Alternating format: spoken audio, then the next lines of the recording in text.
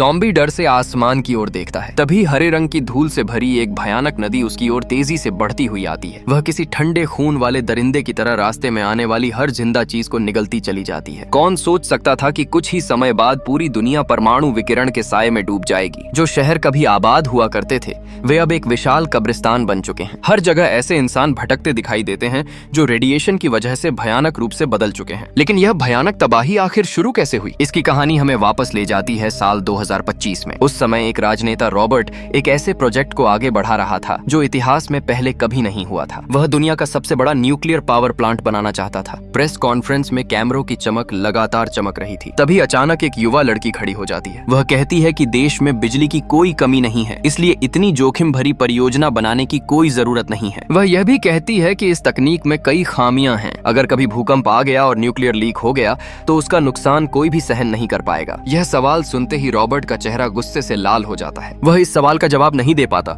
और गुस्से में उस लड़की को सभा से बाहर निकलवा देता है। लेकिन हैरानी की बात यह है कि सभा में सवाल पूछने वाली वह लड़की कोई और नहीं बल्कि रॉबर्ट की अपनी बेटी होती है, जिसका नाम एली है। कुछ समय पहले ही एली एक निजी पर्यावरण संगठन में शामिल हुई थी, इसलिए वह अपने पिता के इस न्यूक्लियर पावर प्लांट वाले प्रोजेक्ट से बहुत नाराज थी। दूसरी तरफ रॉबर्ट अपनी बेटी की बात सुनने के बजाय अपनी मरी हुई पत्नी का हवाला देता है। वह कहता है कि माँ और बेटी दोनों एक जैसी हैं और हमेशा उसके करियर में रुकावट बनती रही हैं। यह बात सुनकर एली लगभग हंस पड़ती है, लेकिन गुस्से में वह जोर से चिल्लाती है कि गाड़ी रोकी जाए क्योंकि वह नीचे उतरना चाहती है। उसी समय उसके संगठन के साथियों का फोन भी आ जाता है। वे लगातार एली को भड़काते रहते हैं और कहते हैं कि पर्यावरण की लड़ाई के सामने परिवार और प्यार जैसी चीजों की कोई कीमत नहीं होती। वे उसे सलाह देते हैं कि जब उसका पिता घर पर न हो तो वह चुपके से रॉबर्ट का कंप्यूटर चुरा ले, क्योंकि उसमें जरूर उस अवैध न्यूक्लियर प्रोजेक्ट के सबूत होंगे। शुरू में एली इस बात के लिए तैयार नहीं होती, लेकिन रात होते होते वह खुद को रोक नहीं पाती और चुपके से अपने पिता के स्टडी रूम में चली जाती है। लेकिन जैसे ही वह अंदर जाती है उसे पता चलता है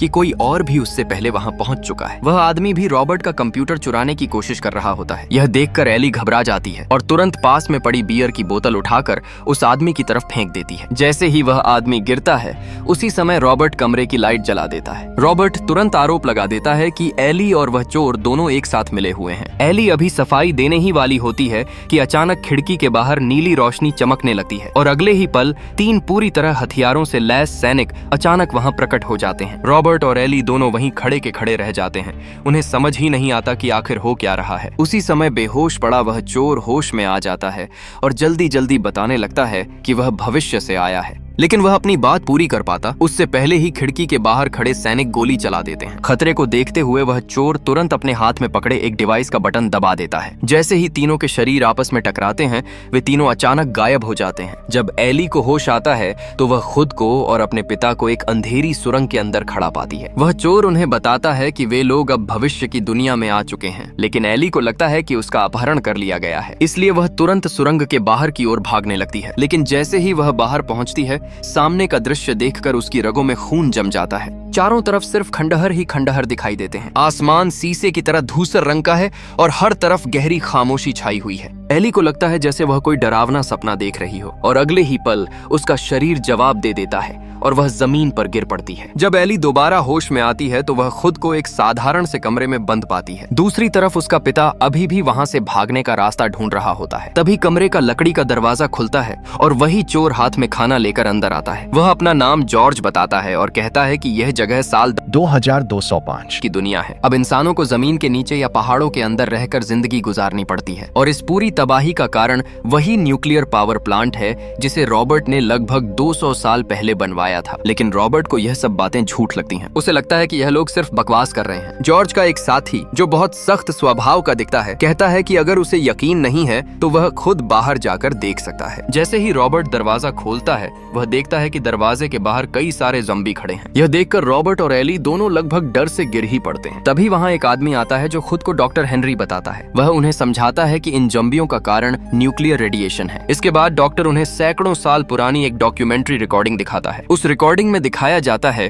कि रॉबर्ट द्वारा बनवाया गया न्यूक्लियर पावर प्लांट बनने के कुछ ही साल बाद एक भयानक भूकंप आया और उसी भूकंप की वजह से उस प्लांट में न्यूक्लियर लीक हो गया। लेकिन असली समस्या यह थी कि उस समय पावर प्लांट में काम करने वाले ज्यादातर कर्मचारी नए और अनुभवहीन थे। उन्हें सिस्टम को सही तरीके से बंद करना भी नहीं आता था। आखिरकार हालात इतने बिगड़ गए कि पूरा न्यूक्लियर पावर प्लांट विस्फोट से उड़ गया। जॉर्ज बताता है कि उसने पहले भी समय में पीछे जाकर इस हादसे को रोकने की कोशिश की थी, लेकिन जब कर्मचारियों ने सावधानी से काम करना चाहा, तब उन्हें पता चला कि प्लांट की पूरी निर्देश पुस्तिका सिर्फ चीनी भाषा में लिखी हुई थी। जॉर्ज ने हार नहीं मानी। उसने एक ऐसा वैज्ञानिक भी ढूंढ लिया जिसे चीनी भाषा आती थी। यहाँ तक कि कुछ लोगों ने कई साल लगाकर खुद भी चीनी भाषा सीख ली। फिर भी तरह तरह की दुर्घटनाओं और गड़बड़ियों की वजह से आखिरकार न्यूक्लियर पावर प्लांट में विस्फोट हो ही गया। यह सब देखने के बाद रॉबर्ट को थोड़ी बहुत बातों पर यकीन होने लगता है, लेकिन वह फिर भी यह मानने को तैयार नहीं होता कि दुनिया के अंत का कारण उसकी ही गलती है। वह कहता है कि अगर पावर प्लांट सच में फटा भी होगा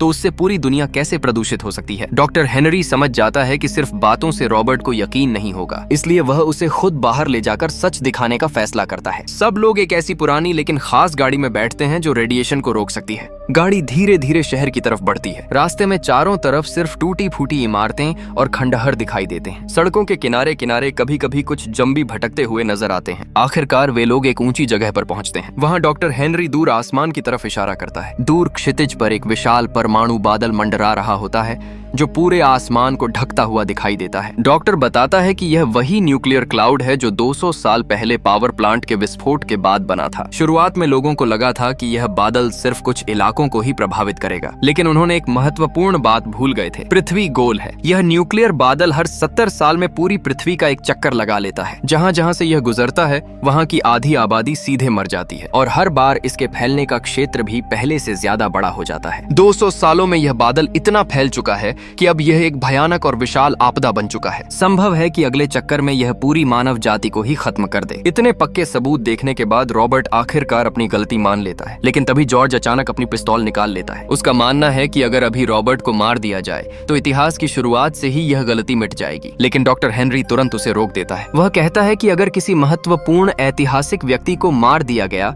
तो इससे बटरफ्लाई इफेक्ट पैदा हो सकता है, जिससे समय की पूरी धारा ही बिगड़ सकती है। इसके अलावा इससे टाइम पुलिस का ध्यान भी यहाँ आ सकता है। डॉक्टर हेनरी समझाता है कि असली तरीका यह है कि रॉबर्ट के सोचने का तरीका बदला जाए, तभी भविष्य को सच में बदला जा सकता है। जॉर्ज थोड़ी देर सोचता है और उसे यह बात सही लगती है, इसलिए वह चुपचाप अपनी पिस्तौल वापस रख देता है। लेकिन किसी ने सोचा भी नहीं था कि टाइम पुलिस इतनी ताकतवर होगी। वे खुद ही भविष्य की इस दुनिया तक पहुंच जाते हैं, क्योंकि उन्हें पता चल गया था कि यहाँ कोई इतिहास को बदलने की कोशिश कर रहा है और उनके लिए ऐसी संभावित खतरे वाली स्थिति को तुरंत खत्म करना जरूरी था। उस समय जॉर्ज और बाकी लोग अभी भी यह सोच रहे थे कि अतीत को कैसे बदला जाए। वे लोग इस भयानक दुनिया में और ज्यादा समय तक जीना नहीं चाहते थे। जॉर्ज पहले भी एक बार अतीत में जाकर रॉबर्ट का कंप्यूटर चुराने की कोशिश कर चुका था। वह भी इतिहास बदलने की एक योजना थी, लेकिन उस समय टाइम पुलिस ने उसे नाकाम कर दिया था। तभी एली को अचानक एक विचार आता है। उसे याद आता है कि उसके पिता अपनी पत्नी से बहुत प्यार करते थे। अगर किसी तरह उसकी माँ को दोबारा जिंदा कर दिया जाए तो शायद रॉबर्ट का दिल बदल सकता है और वह खुद ही अपने फैसले बदल देगा। यह सुनकर सबकी आंखें चमक उठती हैं। उन्हें लगता है कि यह एक अच्छा तरीका हो सकता है, लेकिन जैसे ही उन्हें पता चलता है कि एली की माँ की मौत बच्चे को जन्म देते समय हुई थी, जॉर्ज तुरंत इस योजना को खारिज कर देता है। वह कहता है कि अगर एली की माँ को बचा लिया गया तो एली खुद पैदा ही नहीं होगी और समय यात्रा में ऐसी विरोधाभासी स्थितियां सबसे खतरनाक होती हैं। जॉर्ज गहरी सांस लेकर एक और योजना सोचता है। वह कहता है कि रॉबर्ट को कुछ समय के लिए यहीं रहने दिया जाए। अगर वह यहाँ के बचे हुए लोगों के साथ रहकर उनके दुख और तकलीफ को महसूस करेगा तो शायद वह खुद ही अतीत को बदलने का फैसला कर ले। लेकिन रॉबर्ट यहाँ अब भी किसी को ठीक से जान भी नहीं पाया था कि तभी टाइम पुलिस वहाँ पहुँच जाती है। दुनिया के बचे हुए लोग तुरंत मिलकर उनका मुकाबला करने के लिए एकजुट हो जाते हैं। लड़ाई शुरू हो जाती है। गुस्से में एक टाइम पुलिस अधिकारी बम फेंक देता है। डॉक्टर हेनरी सबको बचाने के लिए आगे आ जाता है और अपने शरीर से उस धमाके को रोक लेता है। सब लोग दुख और गुस्से में उसकी तरफ देखते हैं, लेकिन तभी उन्हें पता चलता है कि हेनरी के शरीर से धातु जैसी चमक निकल रही है। तब सबको समझ आता है कि हेनरी असल में एक बुद्धिमान रोबोट था। लोग पूरी ताकत से विरोध करते हैं, लेकिन आखिरकार टाइम पुलिस सबको पकड़ लेती है। एली और उसके पिता को पकड़कर टाइम मैनेजमेंट ब्यूरो के प्रमुख के सामने ले जाया जाता है। वह कहता है कि अतीत को बदलने की कोशिश बहुत खतरनाक है और इससे पूरी दुनिया नष्ट भी हो सकती है। लेकिन एली तो अपनी आंखों से भविष्य की दुनिया की भयावह हालत देख चुकी थी। एली यह सब सुनकर भी हार मानने को तैयार नहीं होती। वह साफ कह देती है कि चाहे कुछ भी हो जाए वह अपने पिता को न्यूक्लियर पावर प्लांट बनाने से जरूर रोकेगी। एली का यह दृढ़ निश्चय देखकर टाइम मैनेजमेंट ब्यूरो का प्रमुख उसे समझाने की कोशिश करना छोड़ देता है। इसके बजाय वह किसी और को बुलाने का आदेश देता है। कुछ ही देर बाद वहाँ एक और व्यक्ति आता है। उसे देखते ही एली की आंखें हैरानी से फैल जाती हैं, क्योंकि सामने खड़ी लड़की बिल्कुल उसी की तरह दिखती है। फर्क सिर्फ इतना था कि उसका चेहरा थोड़ा ज्यादा परिपक्व लग रहा था। वह खुद को भविष्य की एली यानी एली के मध्य आयु वाले रूप के रूप में परिचित कराती है। वह कहती है कि वह यहाँ सिर्फ अपनी युवा उम्र वाली खुद को दो सच्चाइयां बताने आई है। पहली सच्चाई यह कि उसके पिता रॉबर्ट बहुत जल्द एक गंभीर बीमारी से मर जाएंगे, और दूसरी सच्चाई यह कि न्यूक्लियर पावर प्लांट का बनना पहले से तय हो चुका है। इसे अब बदला नहीं जा सकता। इसलिए एली अभी जो कुछ भी करने की कोशिश कर रही है वह सब आखिरकार बेकार साबित होगा। भविष्य से आई इस अंतिम सच्चाई को सुनकर एली की सारी उम्मीदें और हिम्मत लगभग टूट जाती हैं। इसके बाद टाइम मैनेजमेंट ब्यूरो एली और उसके पिता की कुछ यादें मिटा देता है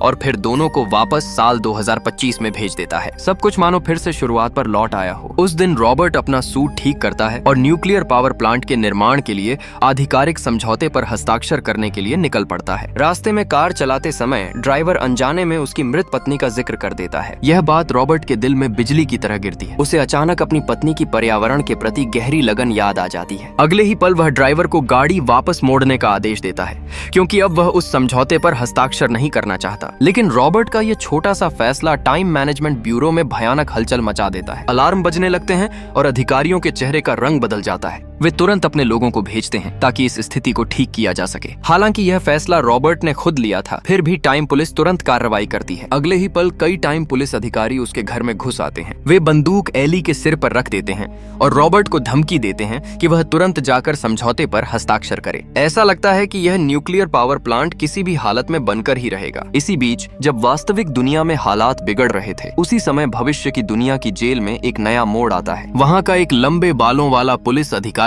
जब अपनी आंखों से इस भयानक दुनिया की हालत देखता है तो उसके अंदर की इंसानियत जाग जाती है। आखिरकार उसकी अंतरात्मा उसके कर्तव्य से जीत जाती है। वह चुपके से जॉर्ज और उसके साथियों को जेल से आजाद कर देता है ताकि वे तुरंत अतीत में जाकर उस समझौते को रुकवा सकें। लेकिन दुर्भाग्य से जॉर्ज जब समय में पीछे जाता है तो वह सीधे टाइम पुलिस के हथियारों के सामने जा गिरता है। अगले ही पल वह बेहोश होकर जमीन पर गिर पड़ता है। दूसरी तरफ डॉक्टर हेनरी की हालत और भी खराब होती है। वह समय यात्रा करते हुए सीधे रॉबर्ट की कार की छत पर आ गिरता है। वह जानबूझकर बेहोश होने का नाटक करता है। जैसे ही एक पुलिस अधिकारी उसके पास आता है, हेनरी अचानक टाइम ट्रैवल डिवाइस चालू कर देता है और उस पुलिस अधिकारी को अपने साथ और भी पुराने युद्ध के मैदान में ले जाता है। दोनों के बीच लड़ाई शुरू हो जाती है। लेकिन तभी आसमान में अचानक लड़ाकू विमानों की एक कतार दिखाई देती है। कुछ ही पलों में जबरदस्त विस्फोट होता है और दोनों उस धमाके में उड़ जाते हैं। अगले ही पल टाइम पुलिस फिर से हेनरी को पकड़ लेती है। उधर जॉर्ज अपनी फुर्ती और चालाकी की मदद से आखिरकार सामने वाले टाइम पुलिस अधिकारी को हरा देता है। लेकिन उसी समय भविष्य की दुनिया में न्यूक्लियर बादल फिर से चलना शुरू कर देता है। अब बचे हुए इंसानों के पास सिर्फ एक ही विकल्प बचता है, दुनिया के अंत का इंतजार करना। वहीं दूसरी तरफ वास्तविक दुनिया में रॉबर्ट धीरे धीरे मीटिंग टेबल की ओर बढ़ रहा होता है। वह लगभग समझौते पर हस्ताक्षर करने ही वाला होता है। तभी एली आखिरकार एक बहुत बड़ा फैसला लेती है। वह धीरे धीरे जॉर्ज के पास जाती है और उससे कहती है कि वह उसे समय में पीछे ले जाए। उस पल में जब वह खुद पैदा हो रही थी, जब उसकी माँ प्रसव के दौरान जीवन और मौत के बीच संघर्ष कर रही थी,